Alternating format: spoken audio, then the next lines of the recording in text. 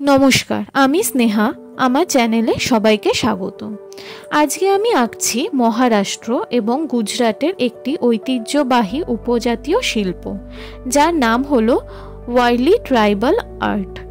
প্রায় 3000 খ্রিস্টপূর্বাব্দে তৈরি হয় এই শিল্পটি। ওয়ারলি উপজাতি সংস্কৃতির প্রতিফলন, যেখানে ঐতিহ্যগতভাবে সাদা চালের পেস্ট দিয়ে কাদা এবং গোবরের দেওয়ালের কৃষিকাজ, শিকার এবং সম্প্রদায়ের নৃত্যের মতন বিষয়বস্তু আঁকা হয়। এই চিত্রের সাথে কিন্তু ইতিহাস জড়িত রয়েছে।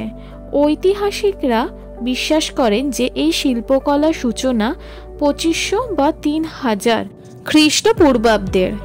এই চিত্রকলা ওয়ারলি সম্প্রদায়ের একটি অবিচ্ছেদ্য অংশ, যা গল্প ভাগ করে নেওয়ার জন্য, আধ্যাত্মিক বিশ্বাসের প্রতিনিধিত্ব করার জন্য এবং উৎসব ও অনুষ্ঠানের সময় সম্প্রদায়ের বন্ধন জোরদার করার জন্য ব্যবহৃত হয়।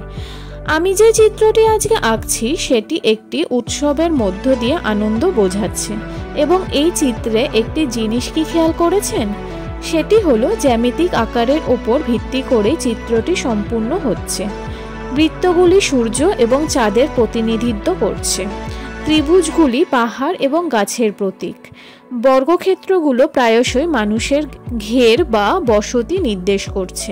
এই চিত্রগুলো আঁকা কিন্তু খুবই সহজ, যাতে সবাই আঁকতে পারে, তাই জন্য এত ইজি সব চিত্র তৈরি করা হচ্ছে। বাচ্চা থেকে বয়স্ক প্রত্যেকেই খুব সহজে এই চিত্রগুলো কিন্তু আঁকতে পারবেন। ঠিক তাই জন্যই ঐতিহ্যগতভাবে বয়স্ক মহিলারা সমাজের ছোটদের এই চিত্রগুলো শিখিয়ে এসেছেন। তাই প্রজন্মের পর প্রজন্ম ধরে চলে আসছে চিত্রকলাগুলো। আসলে এই চিত্রকলাগুলো সবার জন্যই, প্রত্যেকটি মানুষের ভাব প্রকাশ করার জন্য এই চিত্রকলাগুলো।